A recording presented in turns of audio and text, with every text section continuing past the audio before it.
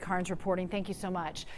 This kind of a race with these tight margins reinforces the importance of every vote.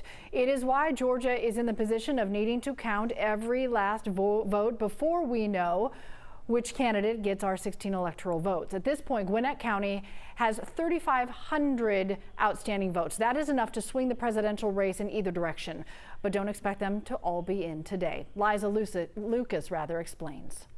Counting today will be for 3 groups of votes that have been under review since Election Day, marking a significant shift in the timeline for when we expect to have more results here in Gwinnett. The delay after a software error on election night and the review of thousands of mail-in absentee ballots. 3-member panels made up of 1 Republican, 1 Democrat, and an election official spent Thursday combing through 3,200 batches of ballots affected by the glitch. The panels reviewing ballots incorrectly marked in order to determine the voter's intent or if the ballot can be counted.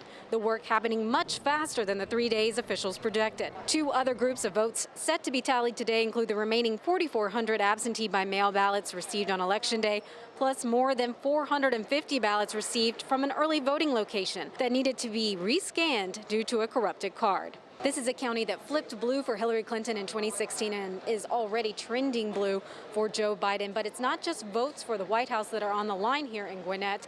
Georgia's 2 Senate seats and the 7th Congressional District are also hot races that have yet to be called.